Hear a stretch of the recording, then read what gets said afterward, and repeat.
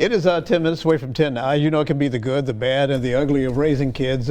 Disciplining children at different ages can take a lot of forms in every family. Katherine Reynolds Lewis is a certified parent educator whose book, The Good News About Bad Behavior, is opening up new conversations. And Katherine joins us now. Thank you so much for coming in. I noticed that a part of the title is Why Kids Are Less Disciplined Than Ever and What to Do About it. Now, let's explain what discipline is, because less discipline can be we enforce less discipline as parents, or it can be they think less about the consequences of their actions. In your book, which is it? Well, I spent 5 years trying to understand the question, because I myself, as a mother and a journalist, wanted to understand, why don't kids just do what you want? Yes. You know, and so I looked at the research, I looked at the models of disciplining kids that seemed to be effective, and I really found that kids are less able to control their behavior than they were 20, 30 years ago. And we see this in the high levels of anxiety, depression, attention deficit disorder. 1 in 2 kids will have a mood or behavioral disorder, according to the National Institutes of Health. So it's not that parents are somehow falling down on the job, it's that kids are really different now, and we need different tools to help them manage their behavior. I guess they have different pressures on them in life than I did growing up, or my parents did growing up. So the tools that we need as parents should be different. What would be the first thing you would do in trying to assess what you need for your child?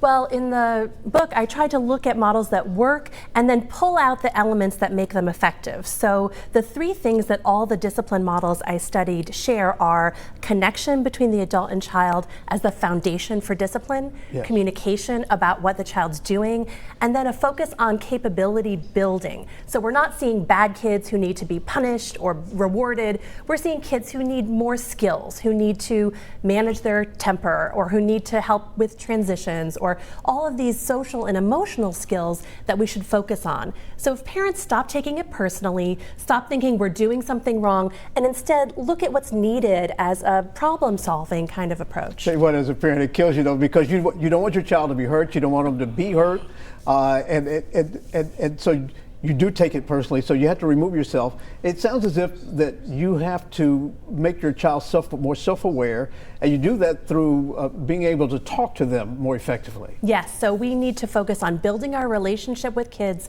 and building their independence and self-sufficiency, because eventually we're going to be sending them out into the world. They need self-control more than they need us controlling them, and that comes from really working with them on the skills that they need to succeed in life and in school. Yeah, because once they leave the house, they're going to need these skills in order to be successful. Right, exactly. Now, do they get those skills from your book, or do they need assistance, like from someone like you, who's a person who's an expert on parental child behavior? Oh no, I mean, I spoke yesterday at St. Aloysius Gonzaga School and really talked about how parents are the teachers. Yeah. And so if parents can find that zen in themselves to manage ourselves, and then show our kids what it means to manage their behavior, to control their temper, to be sort of self-controlled as opposed to reactive.